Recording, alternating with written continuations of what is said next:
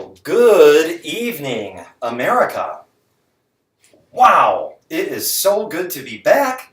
It's Books and Bourbon. It's volume 4, not the final chapter, but volume 4 of Books and Bourbon.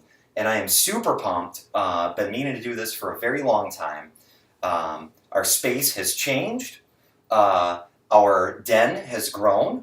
The laptop is about 80 feet further away from me because I'm in my basement of my house, and it's awesome, and I love it. I've already got my black cat entering the shot.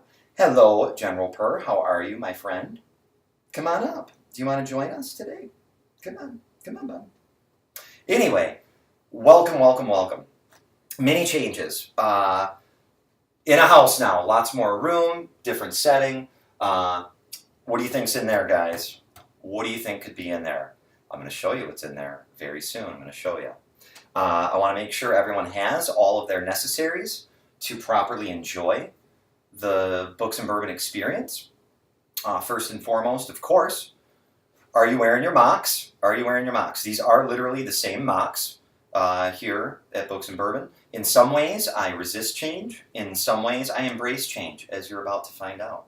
But in the moccasin department, I find it best not to embrace change. You want comfort with your moccasins. So do you have your mocks? I don't know. You guys have had quite a while, over 6 months, to invest in a sturdy pipe to make you feel more intelligent, to allow you to enunciate words better. I'm still enunciating words better with the pipe. And to allow you to reflect a little more. Check your pipe.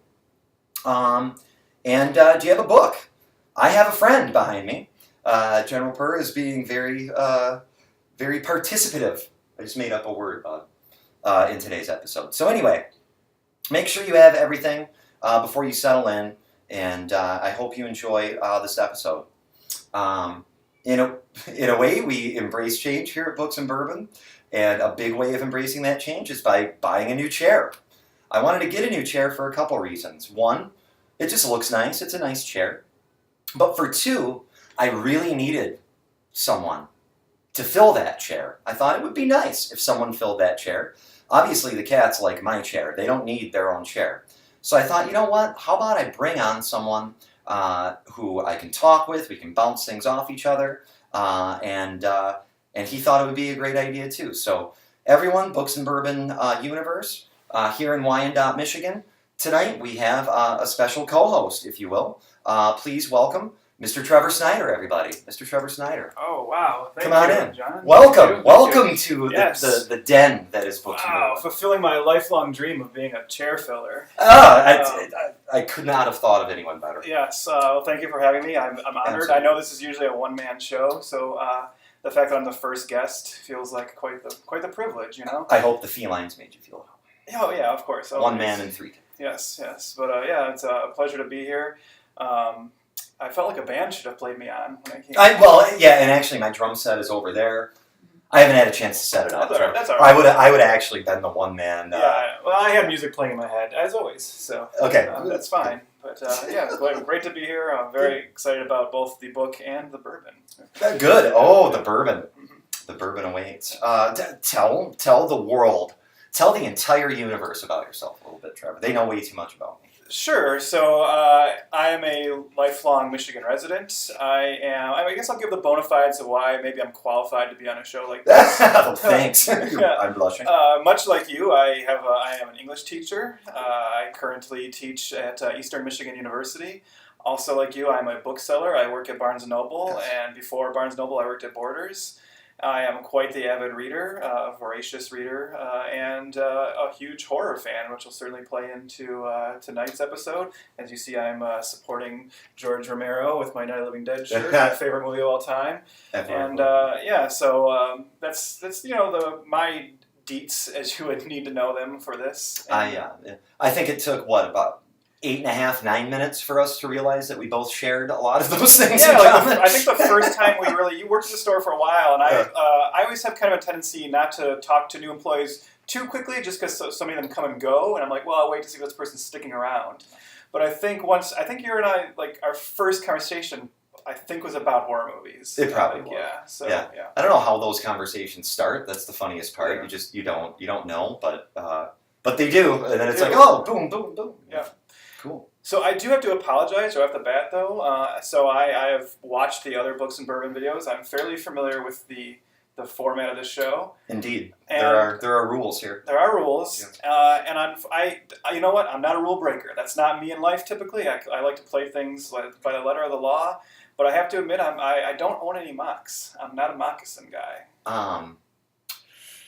A lot of times, Trevor, that could be cause for immediate ejection from the den that is known as the comfort of Books and Bourbon. I was worried about that, and I really want to talk about this book. I want to partake in the bourbon. So I thought, well, I'll have a backup plan. So I brought something with me. I don't have mocks, but I was thinking, like mocks are just your kind of comfortable lounge around the house kind of footwear, right? Absolutely. So I brought my version of that, and I'm hoping it will be acceptable for you. And this will kind of go into, again, what we were just talking about with my shirt and everything. I'm intrigued. I brought my zombie slippers. These are... I actually didn't know. Yes, this is John's first time seeing these as well. So I'm going to slip these bad boys on. It's actually the zombies eat your feet when you put these on. And hopefully it won't be too distracting to our viewers. I mean, whenever you get emotional, there's going to be bobbing eyeballs. Yeah. That could be fun. So there we go. You may have... Oh, good timing there. You may have out-mocked my moccasins. Hey, I mean, those... I'll try not to keep these in frame too often just to not overly distract our viewers. Yeah.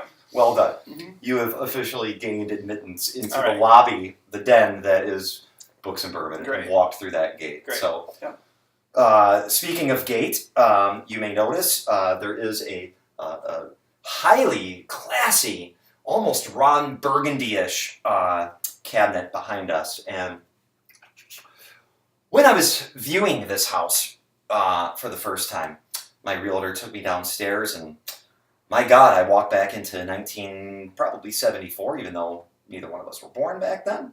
I felt the vibe, and I go, okay, I want this house because I want this cabinet right here. Can you see that? Can you see the awesome Brady Bunch honeycomb pattern of this cabinet? And I was telling Trevor earlier, I go, literally, was it 20%? No, it was at 20%? I think it's 20. 20% of the reason I bought this house. This cabinet right here. Give it a pipe tap. You need a pipe to tap that cabinet with. So what do you think's hiding in there, everybody? What do you think's hiding in there, everyone? Trevor, what do you think's hiding in there? He knows, but... I mean, and I know what I want to be hiding in there. Yeah, absolutely, yeah. Hey, I'm ready. What do you keep in a liquor cabinet? It is officially a liquor cabinet. Yes. And what you keep in a liquor cabinet is one hell of a classy bottle of bourbon, everybody. Untouched by either one of us, except to ready pour the shots for our enjoyment. So I'm going to go ahead and take out this bourbon.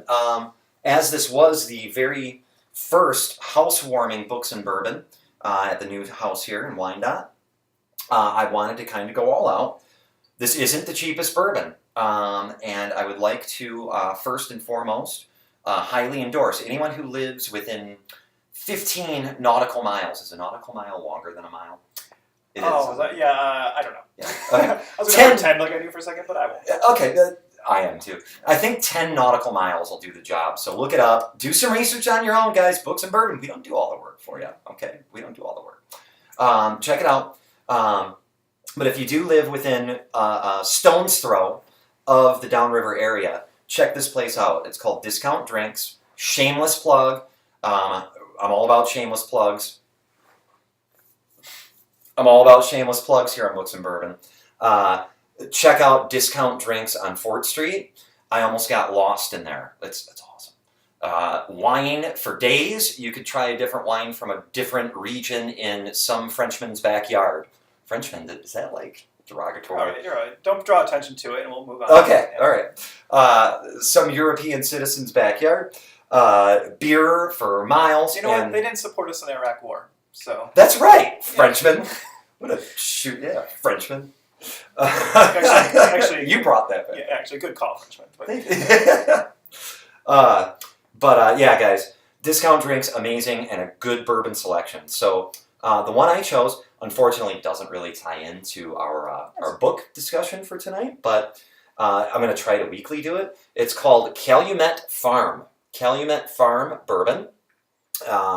Again, I'd say mid to higher level bourbon here in terms of cost. So single rack black. I have no idea what that means. I like to drink bourbon. 10 years, so I assume it's been aged for 10 years. So, put me on pause. Discount Drinks, Fort Street. I have no idea if any other store in the United States has this besides the Dry County. This is probably made in, ironically enough. 46% alcohol by volume, 92 proof, Trevor. 92 proof. The couch is right there. Yeah. It is a Tuesday. I'm not working tomorrow. Okay. I know you are. I am. Yeah, I am. So I'll sleep on my own couch in my own basement after drinking 92 proof bourbon. Anyway, single rack black. Look that up. I have no idea what that means. I'm sure I will too. So here we go. You ready? My favorite part. All right, we're gonna get this kicked off. Right. So I'm gonna put our Calumet Farm right back there. And I know you said that you didn't find a bourbon that was themed to the book without getting it. We won't spoil anything yet. Correct. I wonder what that would be, right? Like a pumpkin bourbon.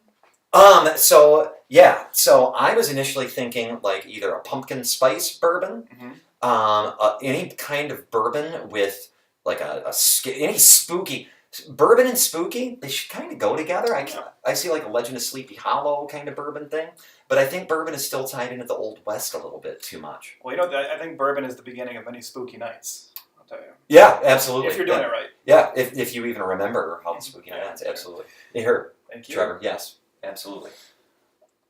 Everybody, cheers. Here's two good books, good bourbon, and good buds. Trevor, thank you for joining us tonight. Yep. Oh, you know what, guys? I'm sorry. Hold on. Hold that thought, Trevor. Trevor's mad. He's like, man, I was ready. I got to get my chaser ready because I'm a wimp. I need my chaser. Trooper beer, highly endorsed. Trooper beer, endorsed by Iron Maiden. This is Iron Maiden's own beer, so I even went all out and got like half expensive imitation ale that's endorsed by Iron Maiden. Eddie on the bottle? Oh, absolutely. That is Eddie on the bottle. Great, yeah. The Trooper shot right there. Trooper beer. Okay, let's get that going. Boy, that makes my Miller Lite seem not super exciting. Your Miller Lite fits my basement so much better than my Trooper beer does, though. I mean, come on, retro. Fits my stomach too. So there you go. Yeah, because this is actually kind of legitimate beer, and I'm not used to drinking legitimate beer. I'm used to drinking that beer. All right, here we go. All right, cheers, everybody. Books and Bourbon, Volume 4. All right. Yeah. Bam. Let's try this out.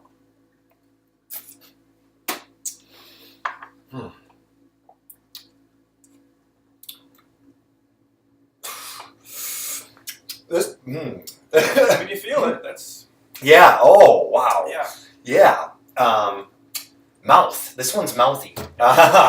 For want of a better word. Mine is spicy. Yeah, it does. The spice stays with you. Yeah, it does. Like it's kind of still percolating in there. Wow, so. that's strong stuff. Yeah.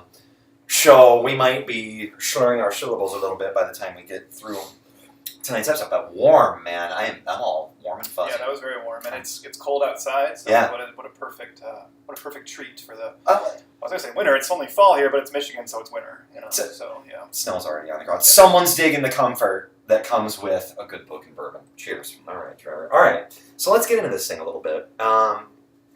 So Trevor, actually, yeah, I'd like you to introduce the book to us. I've kept it a complete surprise. We went with kind of an unknown on this one. So I told Trevor tonight, and I'll shut up and let you talk a minute. I told Trevor tonight I would love it if, I think Volume 2 had over 200 views. Thank you, everybody. I would love it if at least 20 people gave this book a try. Because it's kind of a secret one. So go ahead, Trevor. I'll let you introduce. No, I agree. Like that. Before I introduce the book, that's my goal of this. If I've been on a long goal to introduce new people to this book, and actually, I think one of the reasons I'm here is I believe, correct me if I'm wrong, but I believe I introduced you to this book. You did. Yep. So it was a book I kind of brought to your attention, and it is. Well, I'll just dive right into it. The name of the book for tonight is Dark Harvest by Norman Partridge. Oh, look at this! I'm having a Dark Harvest envy. I like that. My October boy is bigger than your October. Yeah. We'll get into that. So Dark Harvest by Norman Partridge from 2006. It's older. It's older, yeah. And as you said, it's kind of unknown. I think the theme of tonight will be, I think both of us would agree, unfortunately unknown. I've often called this kind of a little bit of an unsung, like classic's a weird word to throw around, right? But like maybe deserving of that status. I don't know, we'll get into some things about it. Yeah. But yeah, it's a book that I've always really wanted to bring more attention to.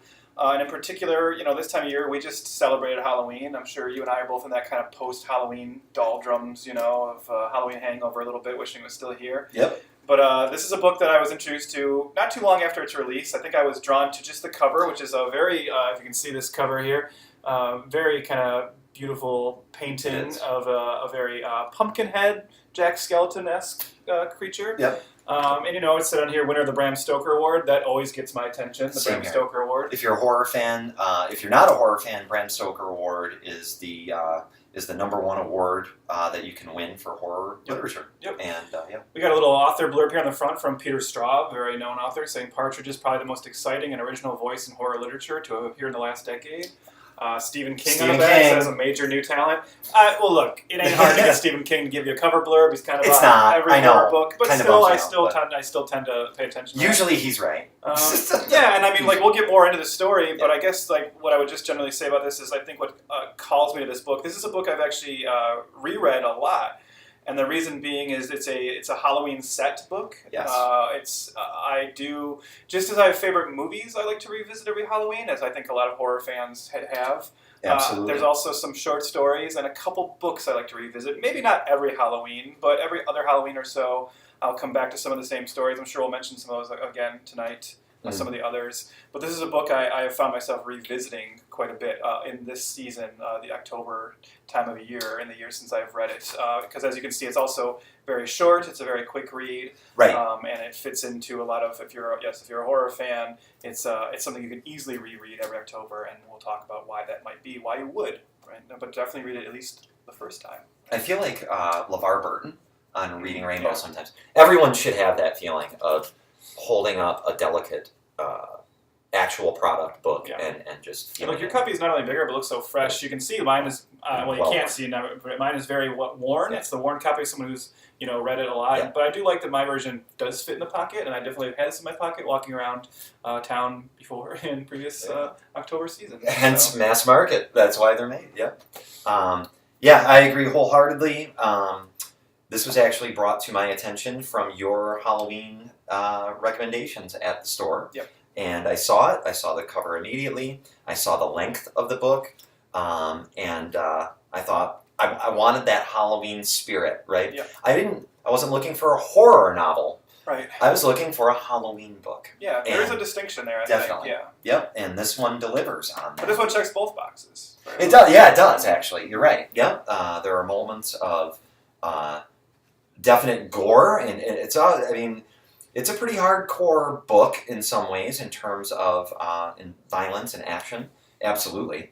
But it also has that kind of just Halloween 3 vibe, as we're both big fans of. Just the legend of Halloween, the legendary that is Halloween. So great pick.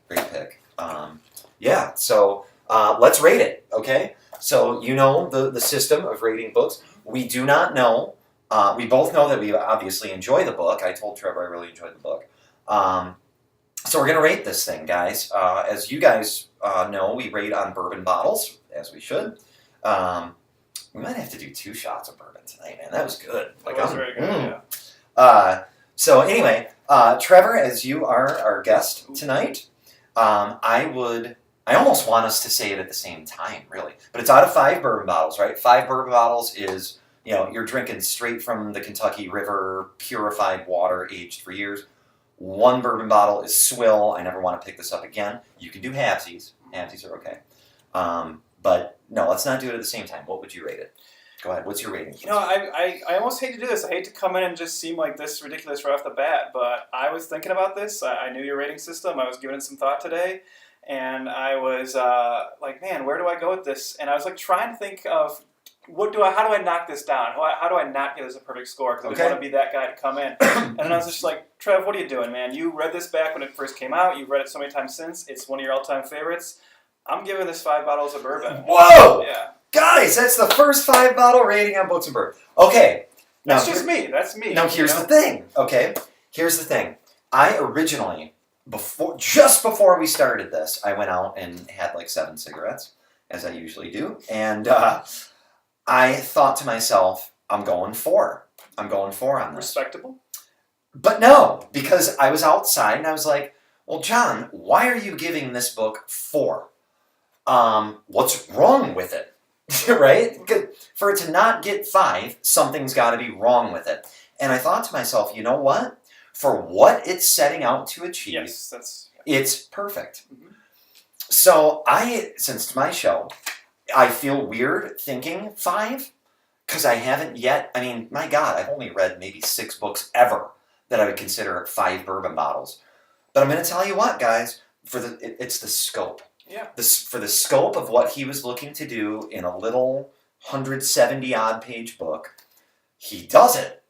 I might have to give it 5 to 4.75777. I think that's good. 4.7. It's about as good as it can be. Yeah. I'm going to bring up one little issue I had with it at the very end, but yeah, there isn't one. You can't. This is a great book. And I think the key to what you said there is for what it's setting out to do. Yeah. Because a 5 for this kind of book isn't the same as a 5 for a David Foster Wallace book or a Mark Twain. You know, we're not rating it on that system. We're saying, you know, as a horror yarn, as a legend, you know, to be passed on through the ages of Halloween, does it do that job very effectively? And I think we're both here to argue, yes, it does. It's a little fun book. Yes. This book is fun. Yeah.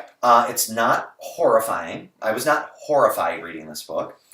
I was intrigued reading this. It was very intriguing. Yeah. He reveals, it's by Norman Partridge. Tell everyone a little bit about Norman Partridge. Well, I wish there was more to tell. He won the freaking Bram Stoker Award, guys. That's huge. You know, he kind of came rip-roaring out of the gate, you know, around this time. 06. Yeah, he wrote a couple, I mean, I'll just read some of his, you know, some other books he wrote. He wrote a series of mysteries called the Jack Bottlelock Mysteries, Saguaro Riptide, and the 10-Ounce Siesta. And then, oddly enough, at this time, back in the mid-2000s, I don't know if you remember this, John, but I don't want to say Crow fever was a thing that still existed, but you know, in the late 90s, or no, early 2000s, late 90s, we had the Crow film based on the Joe Barr comic book. Great movie, great graphic novel. I actually haven't watched it since I saw it in the theater because the hype machine was just so big. Well, the hype machine, unfortunately, around the tragic circumstances of the movie. I'm a huge Bruce Lee fan. Yeah, and I think we would both be, well, I still am, but I think, judging by his charisma in the film, I think we would be huge Brandon Lee fans today, if not for... I've got to watch it again. If not for the tragedy. Then I got to watch it again. But I really liked The Crow, and I'm going to go on it. Here's my first hot take of the episode. The sequel, Crow City of Angels, don't kill me, guys. I kind of like it. I kind of think it's okay. It's very much just a remake of the first film, but it's directed by Tim Pope. It's a very visually stunning film. And that's enough for me to give it a pass. I'm kind of taken by the visuals of it. I mean, I think The Exorcist 2 is a visually stunning film as well. Yeah, I'm not so much a fan of that. I would agree with that. But then they didn't want to let The Crow die as a franchise, and it kept going on. And they did a third film called Crow Salvation, which is atrocious. Just don't watch it. Even don't be lured by the fact that Kirsten Dunst is in it. She wouldn't want you to watch it either. And then the fourth film, The Crow Wicked Prayer, which I didn't even know until recently, I think I'd just forgotten this until I was reading his bio, was based on a novel he wrote, a Crow Wicked Prayer novel, because they were doing a series of Crow novels at this time, too. They were kind of hiring people out to write new Crow stories. Because, you know, if you know the Crow as an idea is just anybody who's, like, wrongfully murdered, the spirit of the Crow can resurrect them and they can come for revenge on those who murdered them. So he wrote a novel that was adapted. Now, I saw that movie. I'll say this, it's not a good movie. It stars Edward Furlong, so... Oh, God. You know, and in that, what year? Because that was, like, weird... Mid-2000s. Yeah. The villain is David Boreanaz. Post-pubescent Edward Furlong. The villain is David Boreanaz from Angel. Dennis Hopper's in it. That's probably cool. It's not good, but it's more fun than Crow Salvation. You know what I mean? Like, it's a good, bad movie to watch with some friends. I haven't read Norman Partridge's novel. I can't speak to... Did he do the screenplay? No, he just did the novel. So I can't speak to how accurate of an adaptation it even is, and I'm guessing probably not. Okay. But anyway, so after that, you know, then he does this, Dark Harvest, and as we said, this got a lot of attention. I was drawn to it initially just from the cover, but I remember then, you know, kind of going online and reading about it, and this had some hype at the time. It was getting a lot of... This hot new talent and getting a lot of attention. And it's kind of one of those, like, you and I have talked a lot about Scott Smith, the author. Oh, God. Scott. Who's amazing, right? But kind of, he's not prolific At all. And Bummer. And unfortunately, as much as I would like to say Norman Partridge, really, this was the beginning of an amazing horror, kind of career. Keep going. I think I lost the light. Yeah, I can't really say that's the case. This he kind of. That was weird. That's yeah, not. okay. Okay, go ahead. Yeah, we're live. Yeah. There's Dark Harvest. There's one other thing I'll talk about after this, and as far as I can tell, apart from maybe some short stories here and there, he did not write a follow-up book to this, and he's kind of fallen so. Hey, buddy. He's kind of fallen so off the map, unfortunately, that even his little author bio here says to go to normanpartridge.com to find out about his upcoming project. So here's the problem. Yeah. We have a newbie, hotshot, upstart author writing this piece of fire that me and Trevor are both giving damn near 5 stars. Mm-hmm. And he has just kind of fallen off the radar. I mean, as normanpartridge.com right now is actually a website for a landscaping company. So he even let his URL lapse. Like that's how uninterested he is in kind of keeping up on it. Yeah. And I don't know the circumstances. Like I don't know enough about him to say maybe something happened that I don't know. I would like to think that he will someday come back with a book, and it'll just be one of those things where, there was such a long wait between these, Well, same with Scotsman. Yeah, so we don't know. All right, so Trevor, give us a little more in-depth overview of the plot. We haven't let anyone know what this book is about, besides the awesome cover and the fact that it won the freaking Bram Stoker the year it was out. Sure. So the overall plot of this is it takes place in 1963. In a small Midwestern town, the town never named, kind of has that every town America kind of semi-rural, semi-rural for sure. But I mean, if you kind of parse, it must be a pretty populated town considering what happens every year in the town. I'm thinking. See, when I read it, I thought Plymouth, Michigan, right? Yeah, we're both from that area. Yes. I thought Plymouth. Yeah, Plymouth, and I think we're both Midwestern boys, so I can easily picture ourselves in this capacity. Yeah. So this town has a tradition every Halloween night. It is not trick-or-treating. That's not what this town does. No. This is a town where if you grow up in this town, it's kind of that general idea that we see done in a lot of stories. This is a town if you're born in, you're probably going to live your whole life in. Not by choice, you're just kind of stuck there. One horse town, there's not a lot of mobility out of it. No. But you have one shot to get out. You have one shot to gain freedom from this town. And if that's if between the ages of 16 and 19, every Halloween night, all the 16 and 19-year-old boys, no girls, they are set out on the run. And what is the run? The run is they are given free reign of the town. Everyone else gets behind their locked doors. Just let the boys have the town tonight. And what the boys are trying to do on this Halloween night is find and murder the October Boy. The October Boy is I don't want to say mythical because he's not mythical. He's very real in this town. The October Boy is essentially a living jack-o'-lantern-headed scarecrow. There you go. That's the October Boy. Yeah. Every year. Every year, October Boy. Throughout the year, October Boy is grown in a cornfield on the outskirts of town, and on October night, he is brought to life in a tradition that we see at the beginning of the book. His face is carved. Candy is shoved into his mouth and into his chest. The tendrils and the vines kind of suddenly will grow into the candy and come to life. Fire erupts in his head. It's glowing. It's glowing. Yeah. And he is set loose on the town. And this is essentially the idea. October Boy has until midnight to get to the church that's in the middle of town. And if he can get there, he wins. October Boy wins. And that's bad news for the town. But if one boy can find October Boy and stop him before he gets to the church and kill him, that boy is given freedom from the town. He is finally allowed to leave the town. His family is rewarded. He gets to leave the town. His family is given a new car, money. They're the champions of the town for the year. And that's your only way out. That's really your only chance. And so every October, the parents of these boys will actually lock them in their rooms for 5 days before Halloween of fasting. Starve them.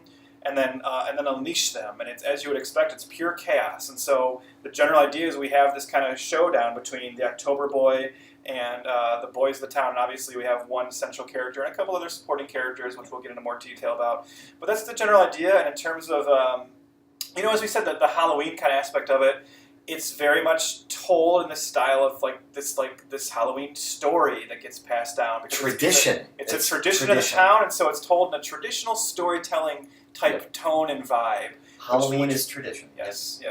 And that's what I think you and I respond to a lot, because as Halloween aficionados, I think we both love the idea of Halloween as a tradition and the folklore. He's being inappropriate. Yeah. Sorry, guys. The folklore behind Halloween, and the actual kind of tradition behind it. Before America just turned it into like a commercial trick or treating, which I also love. I love the commercial aspect of it. I love the trick or treating, but the folklore aspect of it, which is what this book kind of gets into. It gets it, yeah, because Halloween's all about ancientness, right? Ancient things that we've lost touch with. This book brings that ancientness and brings it into today. Your summary is very accurate. It's kind of Hunger Gamesy, okay? It really is. The first thing I thought of, and when was Hunger Games published? This might have been before Hunger Games. Oh yeah. 06? Yeah. So I think it's like probably right before, maybe. Yeah. So you've got a Hunger Games contest, except instead of everybody going after each other, they're going after this villain called the October Boy, and it's a punch in the face of a novel, because it's not a novella. I would consider this a novel. Yeah. Absolutely. It just hits that mark, right? Of like it was a little bit over novella. It does, yeah. And it really just delivers at the end. You've got your whole story arc there, and you've got pacing that you wouldn't believe. So, well, the entire book takes place on Halloween night. Correct. There's no setup.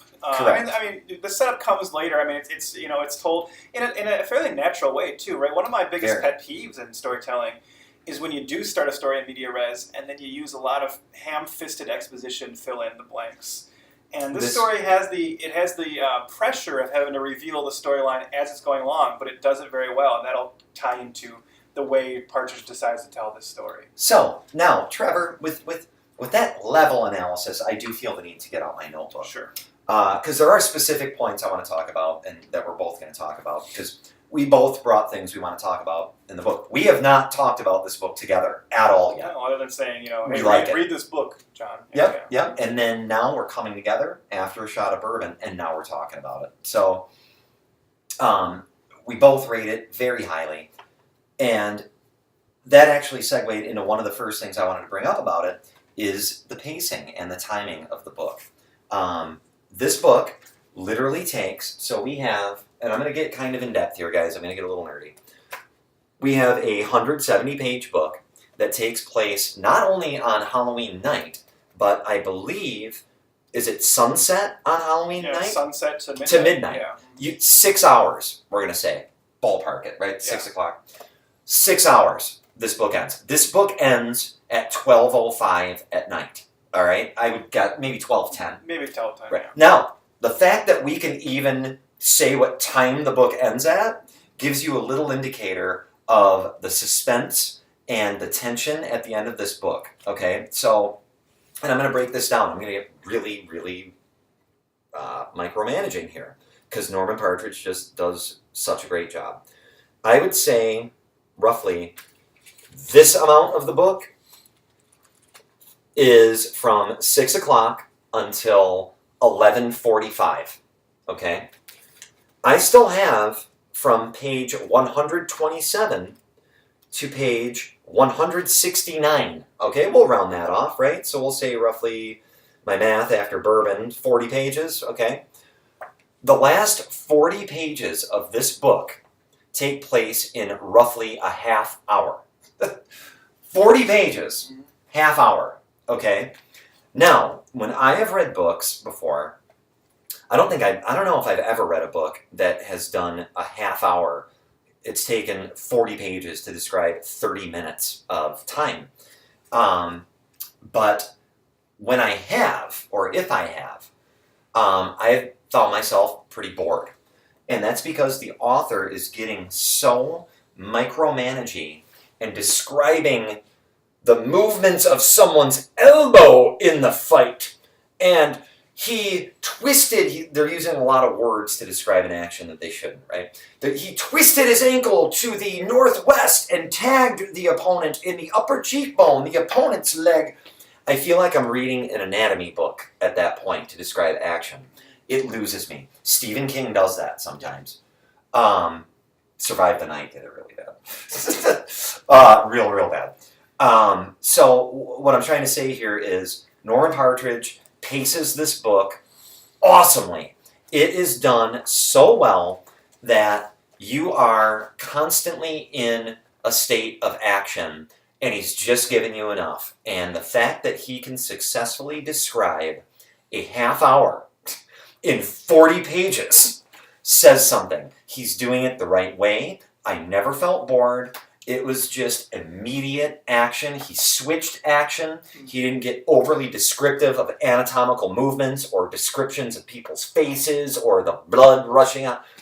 It was awesome. So do you agree with pacing? Yeah, I think to just jump ahead just a little bit to those final pages, I think, like you said, you could easily get bogged down in just, well, I'm going to slow things down here by telling you about every action. But what he does, and the reason he can tell half an hour over 40 pages, is that he wisely sets up enough different things happening. And even to that point, that last half hour is all kind of just in the town square even. It right? is. Like it's all just in this one general area.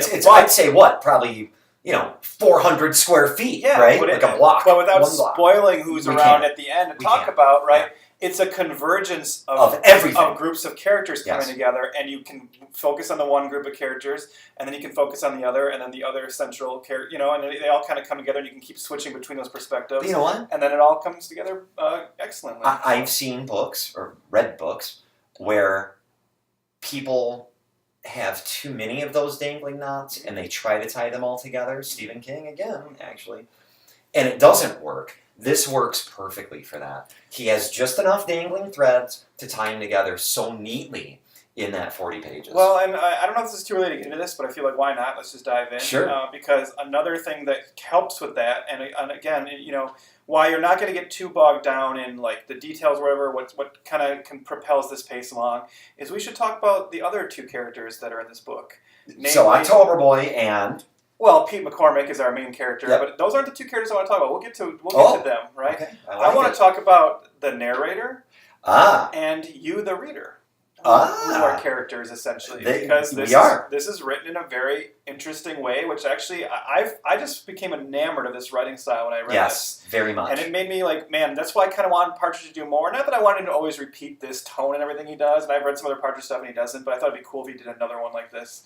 But I would like to see other authors try this. It's not a very common kind of writing style, but it is being written as if you are sitting around a campfire. It is. And Norman Partridge is sitting here telling you the story. His voice is in your head. You're hearing him it's very oral, and very oration. Meta is not the right word for this, but there is a sense of fourth wall breaking where he will step outside of the narrative for a moment and just directly address you and directly talk to you about like he's telling you a secret. Like he's like, hey, just between you and me. Well, right off let's just read the first Go line, ahead, right? Please do. A Midwestern town, you know its name. You were born there. So right off the bat, you're like, no, I wasn't. I wasn't. Right? So you're right.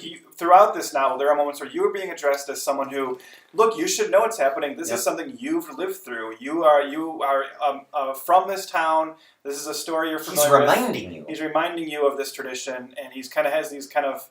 Sometimes they're comical. Sometimes they're just appropriate to the moment. These asides where he steps out, and it's like the storyteller is like reminding you that you're being told a story. Yeah. And I think that's brilliant, and it adds to that. It's what makes it worth revisiting, and what makes it feel like a Halloween kind of appropriate like tradition story. You want to hear that voice every year. Yeah. Yep. It's cool. Great. Yeah. I agree. I think that lends itself very well to, and I'll read one review, guys. So I always read reviews of books, just because a lot of times they do provide insight as to what I'm in for, right? So, which one was it that hit me? I was like, oh, okay, I know what I'm in for now. Here it is. And this was, and I don't know this guy. You might, Trevor. I don't know this guy. This is the last review on the second page. I don't even know if you have the same reviews I do. This one's by John Skip. Oh, yeah. John Skip's great. Okay. Author of The Long Last Call. So, first of all, he was right on with his review, which means I have to read his stuff, right? So I'm just going to underline that. You should read John Skinner. All right, I have homework. But here's his review, and I'm going to read. No, I'm going to read it all because it's a good enough review where I was like, "Whoa, what am I in for? I'm in for a treat on this one." This is it, word for word. What's the best, most badass Halloween horror movie ever made? It's the one that screamed inside my head while reading Norman Partridge's astounding Dark Harvest. It takes everything archetypal and cool about Halloween, guts it, hollows it out, stuffs it with small-town desperation and pre-hippie switchblade rock and roll thunder, douses it with leaded gasoline, and then propels it forward on language that periodically, almost casually, explodes to lick the sky with fire. I've never read a review that good ever. I've got to read his stuff. Partridge, and then he gets all figurative. Partridge has carved himself, get it? Carved himself a classic slice of modern myth-making Americana. Yep. And my favorite holiday just got weirder and cooler. Long live the October Boy. So, just an aside, I got to work at the bookstore a week ago or so, and a lot of fellow booksellers have read this, actually. From your recommendation, too. Yeah. And I just walked back into our receiving, our back area, and I forget who I was talking to, but I just go, guys, I know what t-shirts I want to get printed up and create for every Halloween for all of us to wear. October Boy t-shirts. Long live October Boy. Yeah. Long live October Boy with this. And I guarantee we will find a cult. There will be people that are like, yeah, So anyway, where was I going with this? What I wanted to say is his vocal style. It's very aural, not oral, aural. Mm-hmm. You hear him talking, just like you said. Campfire is a perfect way to put it. God, I almost imagine his voice like Sam Elliott, almost like this twangy. Yeah, I don't know. Old, dusty voice. I haven't looked into. I'm not a big audiobook guy, but I haven't looked into if there is an audiobook version of this. But I would be so down with listening to an audiobook version. If you got the right.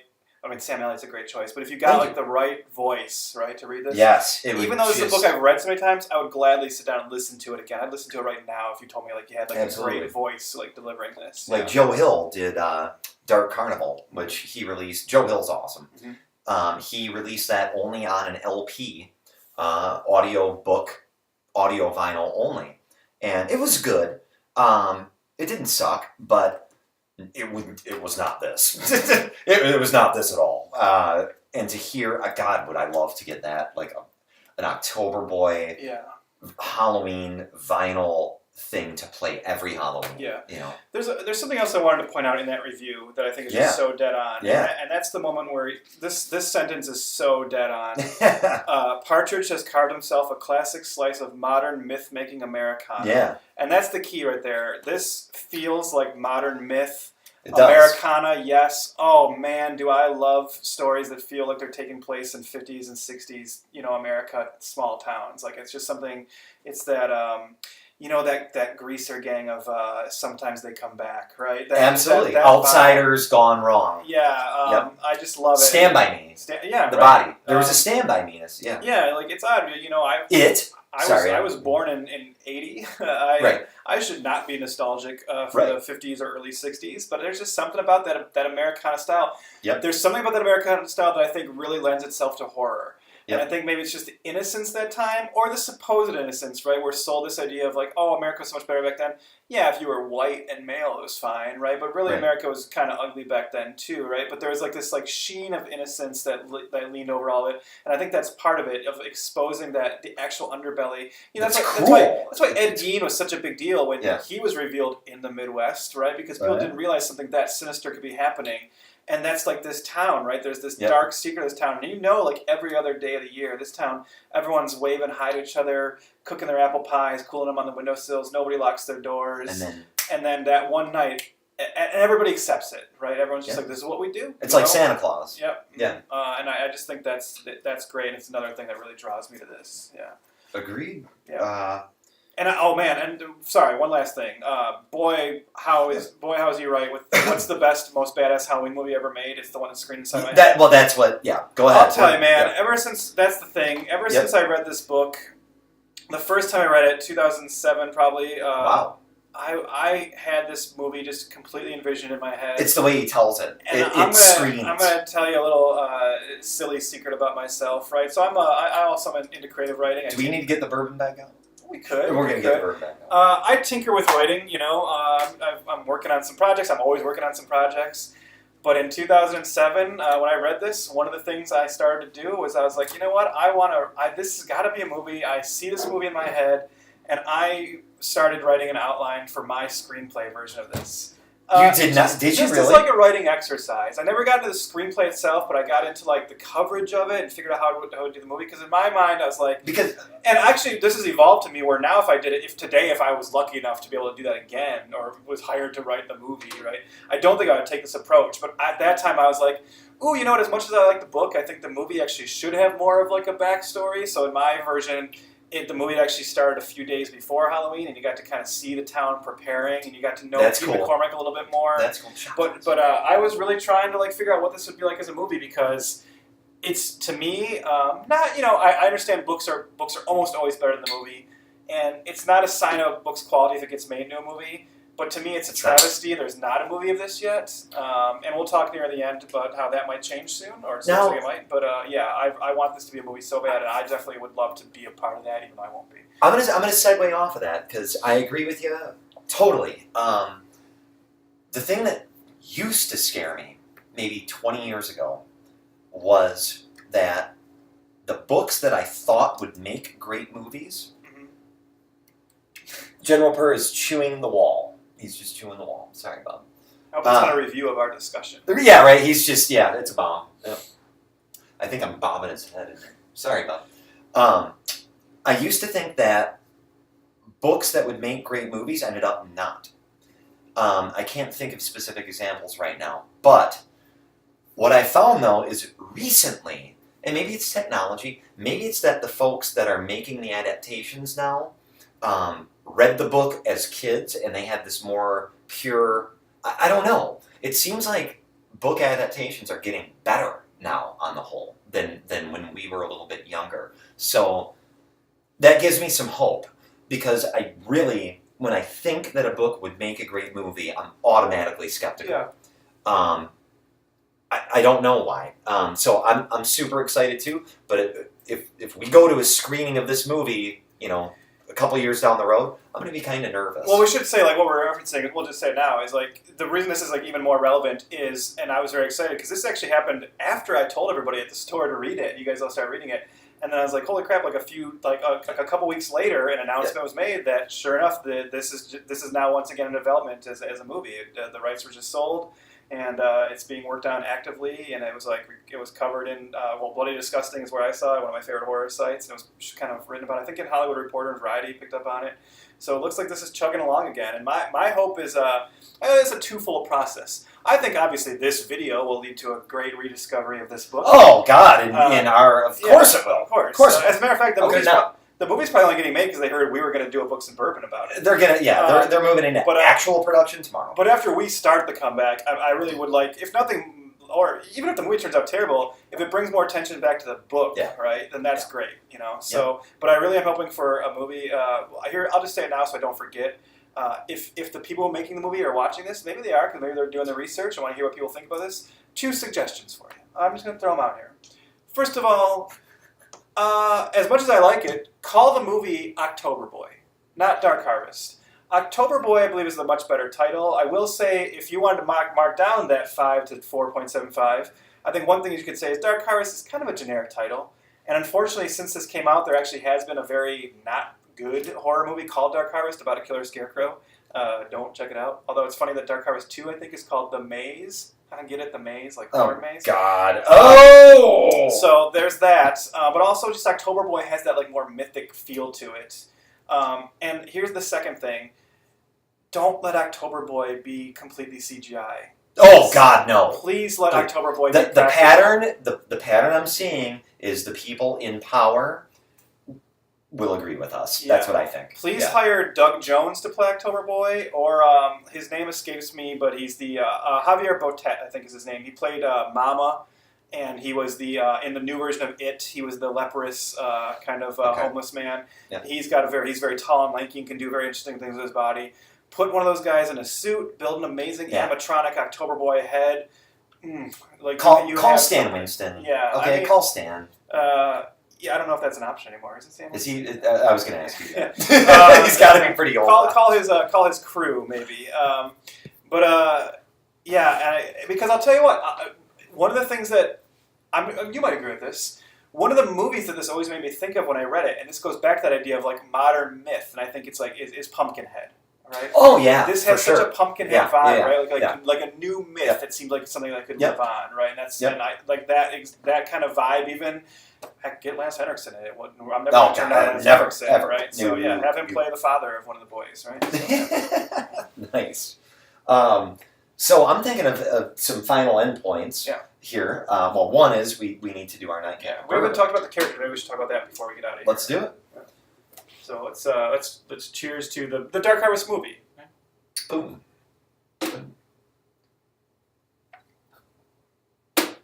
Ooh. The second one.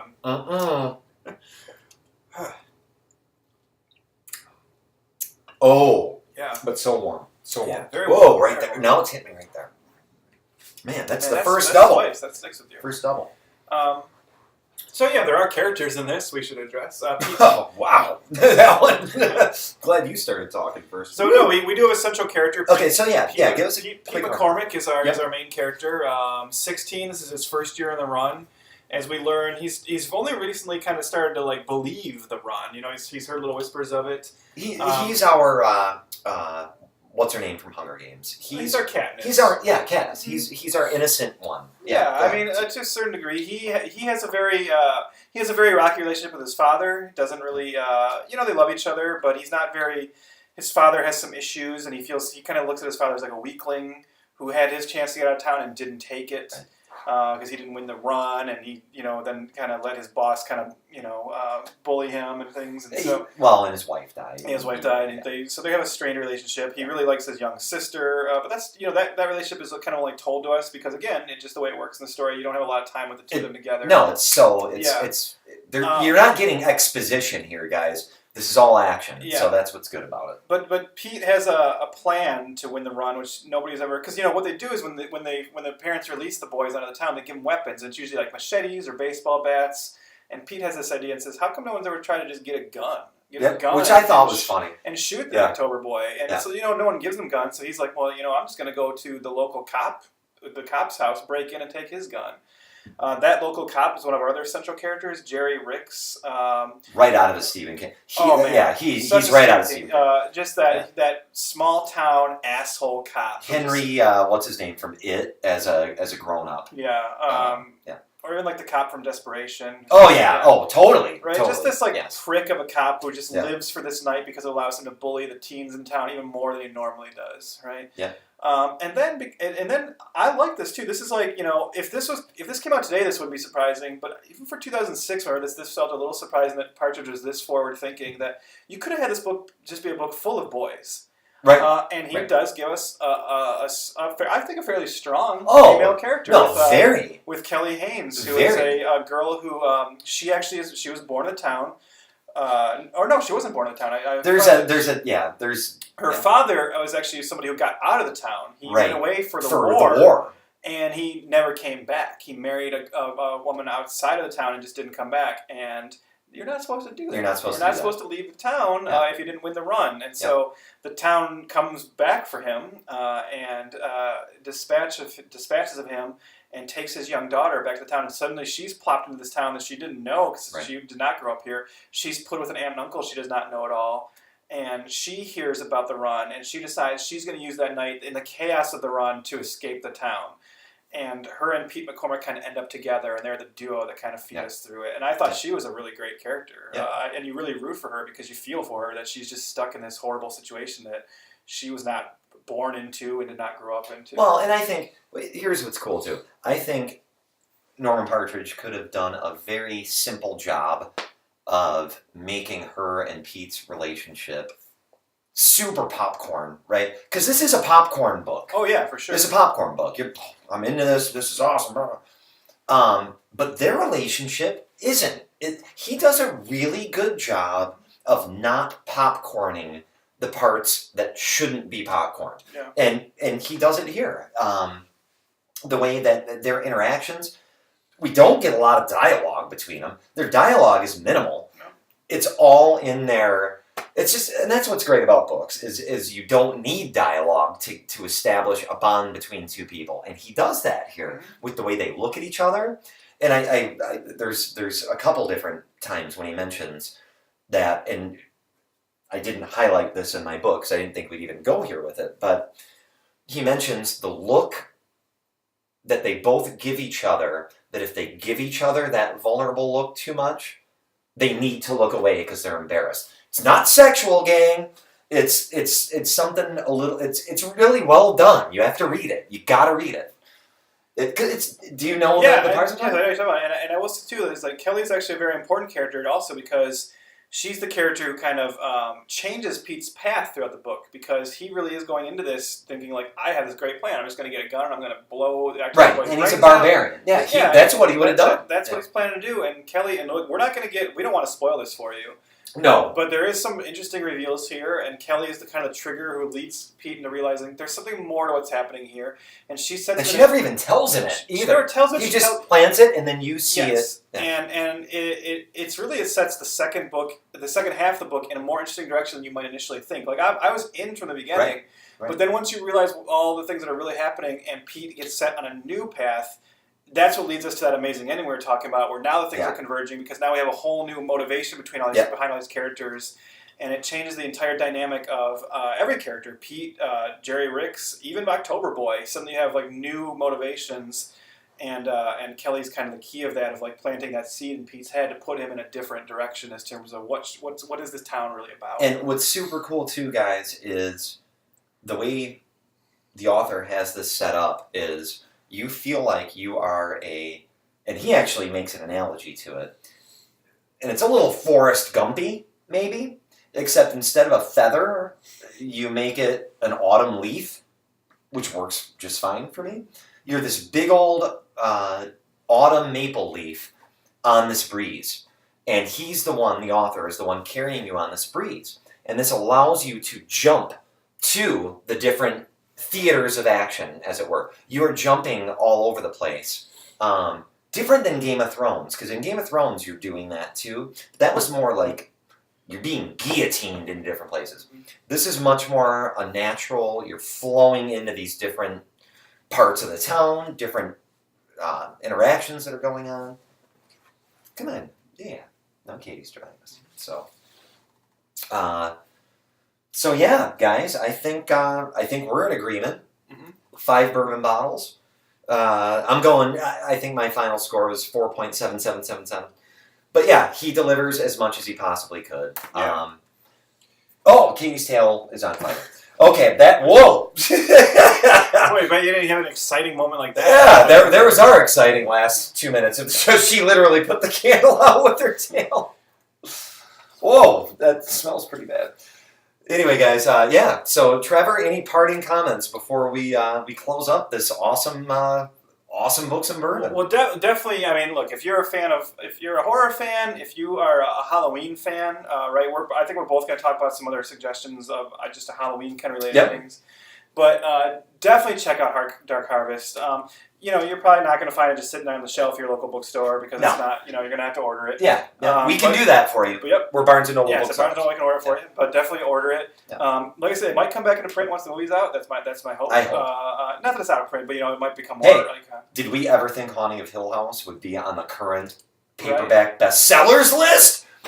My God, we've loved that book for years and years and years. That's like a secret book that we only share, and all of a sudden, it's a fantastic show, and it's on the bestseller list right now, guys. I know the dozens of you that are watching this, most of you have watched The Haunting of Hill House, and we couldn't be happier about it. Fantastic show. Ah, fantastic book. Fantastic book. Pick it up. Sorry, I completely No, that's fine. Okay. I will gladly talk about Haunting a Hill House Oh, well, that for could another be hour. more. But Yeah. if you do read Dark Harvest, you should, and you enjoy it, and Yes. you will. And you You do will. want more. So Norman Partridge, as I said, he never wrote a follow-up book, but if you want, he did write. So there is this. It's, as you see, Johnny Halloween: Tales of the Dark Season by Norman Partridge. This is a collection of short stories, all set around Halloween season. And interestingly enough, why I kind of found this was in doing my research, is there's a short story in here called Jack-O-Lantern that is a story set in the Dark Harvest universe. This is actually a story of another night in that town.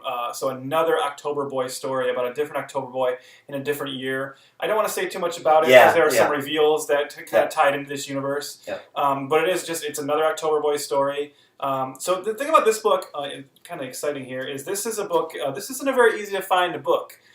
This is actually, so this was put out by Cemetery Dance Publications. I'm not sure if you're familiar with them. No.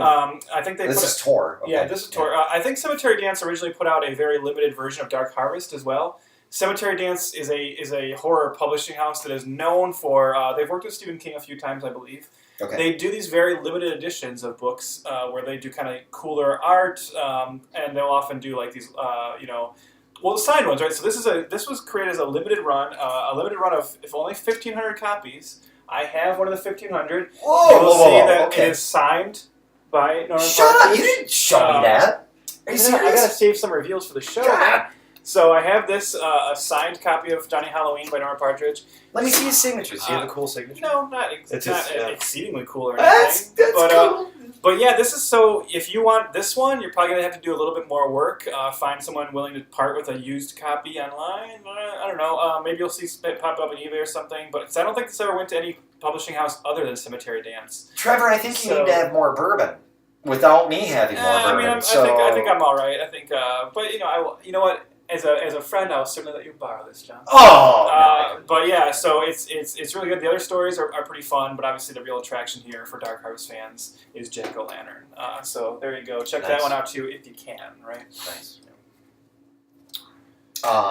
Yeah, so I brought a couple books down, and when I was talking about them, when I was talking about what I wanted to thematically talk about, I didn't do it, but but I will now. So I'll be quick. Just here, guys. Again, one night, right? For sure, one night for sure. You can crank this out in a few Seriously, hours. Yeah. I did it in 2 readings, and that's what's and great that was about low it. maintenance. I will say sometimes I know, and I've had this too. Sometimes I think about buying a book, and what stops me is I'm like, man, am I going to plunk down $15 for this book that looks like I can finish like an hour? Right. And sometimes that puts me off. Sometimes I want to feel like I'm getting money for my investment, or what? Money for yeah.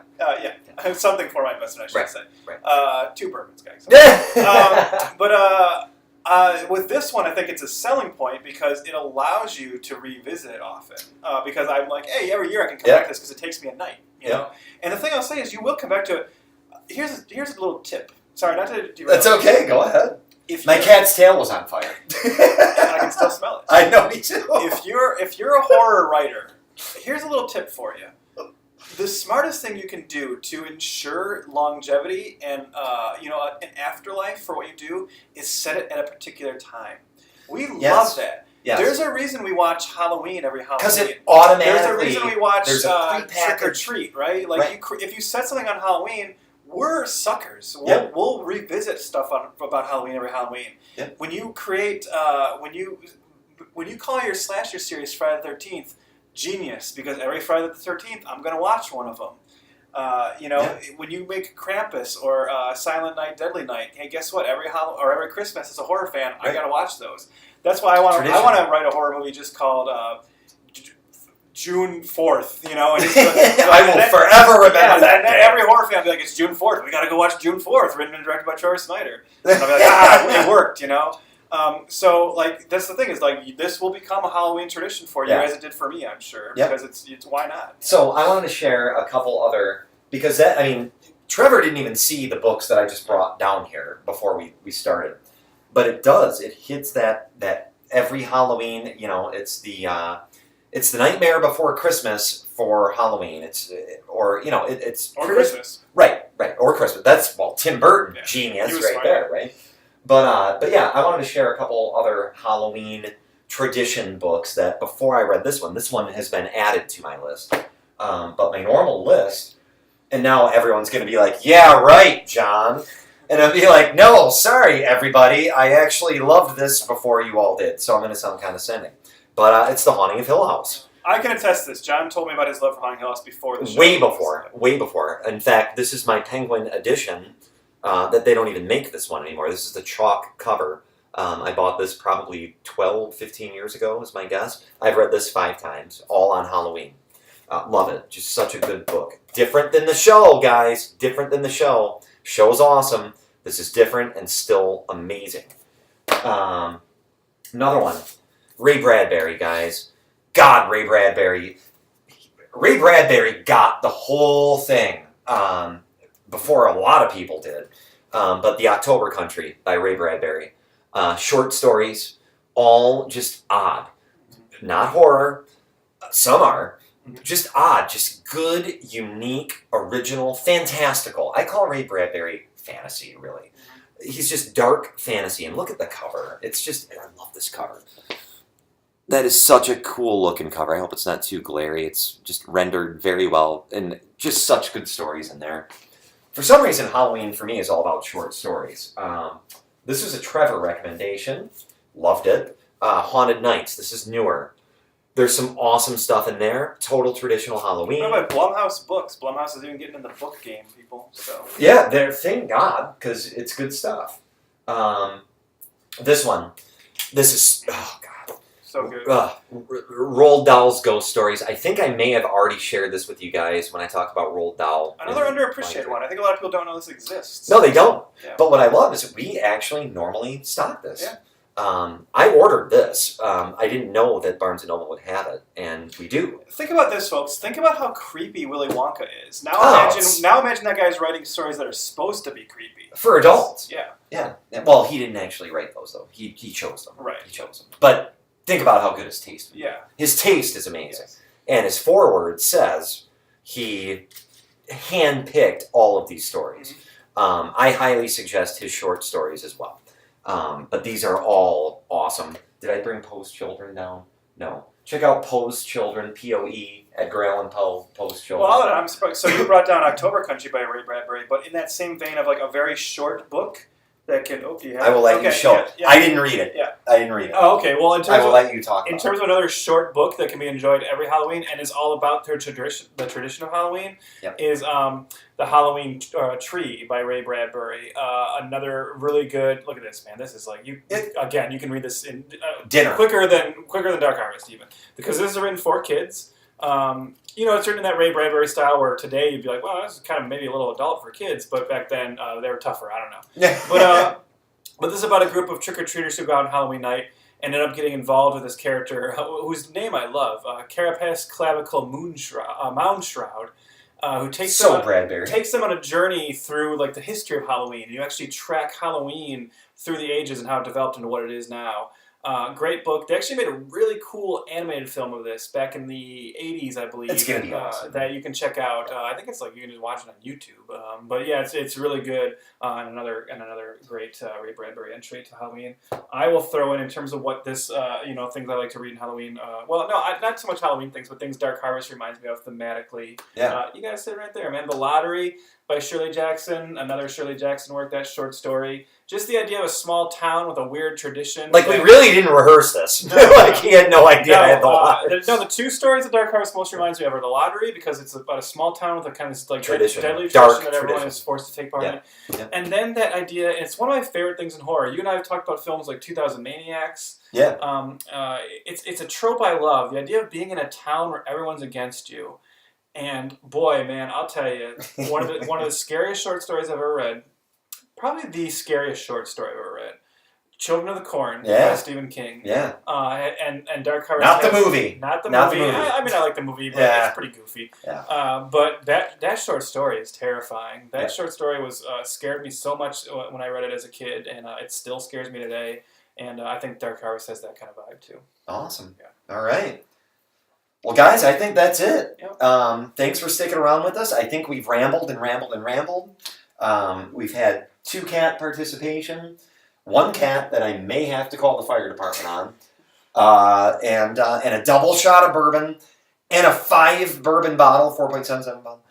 Book. So thank you for joining us, guys. Thanks for sticking with us. If you have so far, welcome to the new Books and Bourbon setting. And Trevor, it's been a pleasure, man. Yep. Thanks for joining me. Yeah. Thanks for being a part of this. And I think we definitely this whole surprise thing. We literally had no idea what we were going to say about this book, and we just literally just went with it. So. And we will say, if the current writers they have hired for the Dark Harvest movie, Flame Out or whatever, we are available. We are completely available.